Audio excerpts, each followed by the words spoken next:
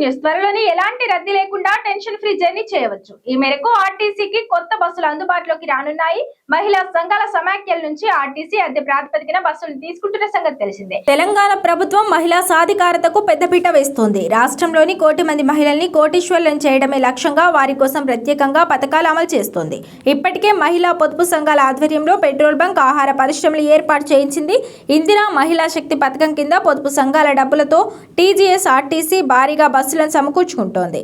గతేడాది మార్చి 8న అంతర్జాతీయ మహిళా దినోత్సవం సందర్భంగా ఈ పథకాన్ని సీఎం రేవంత్ రెడ్డి లాంఛనంగా ప్రారంభించారు. ప్రస్తుతం 152 బస్సులను మహిళా సంఘాల సమాఖ్యలు ఆర్టీసీకి అద్దెకిచ్చారు. ఆయా బస్సులకు డ్రైవర్లు, కండక్టర్లను ఆర్టీసీని సమకూర్చింది. ఒక్కో బస్సుకు ఆర్టీసీ నెలకు 69,468 చొప్పున అద్దె చెల్లిస్తోంది. తాజాగా మరో కొన్ని బస్సులు రోడ్డెక్కేందుకు సిద్ధమయ్యాయి. 200 బస్సులకు బాడీ బిల్డింగ్ పూర్తయి ప్రారంభానికి సిద్ధంగా ఉన్నాయని అధికారులు తెలిపారు. మరో 248 బస్సులు వచ్చే నెలాఖరు నాటికి సిద్ధమవుతాయని చెబుతున్నారు. ఇప్పటికే తిరుగుతున్న బస్సులకు తోడు సిద్ధంగా ఉన్న 200 బస్సుల్ని వీలైనంత తొందరగా ప్రారంభించాలని ఆర్టీసీ భావిస్తోంది. సర్కార్ నుంచి గ్రీన్ సిగ్నల్ రాగానే ఈ బస్సులను రోడ్డెక్కించే ఛాన్స్ ఉంది.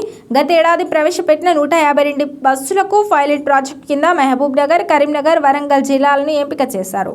మహిళా సంఘాల నుంచి రుణాలు తీసుకున్న నేపథ్యంలో ఈ బస్సుల్ని ఆయా సంఘాలకు ఆర్టీసీ హైపోతికేషన్ చేయించింది. గతంలో ప్రైవేట్ వ్యక్తుల నుంచి బస్సులను అద్దెకు తీసుకుని ఆర్టీసీ సంస్థ నిర్వహించేది. కాంగ్రెస్ అధికారంలోకి వచ్చిన తర్వాత మహిళలకు ఉచిత ప్రయాణం కల్పించేందుకు మహాలక్ష్మి పథకం అమలు చేశారు. దీంతో ఆర్టీసీ బస్సులో ప్రయాణికుల సంఖ్య భారీగా పెరిగింది.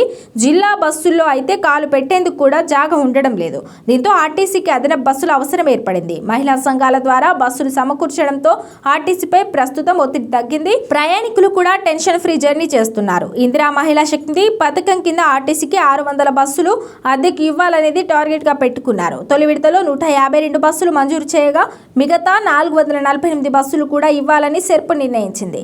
తాజాగా 200 బస్సులు అందుబాటులోకి వస్తుండగా మిగిలిన బస్సులు సైతం రోడ్డెక్కనున్నాయి.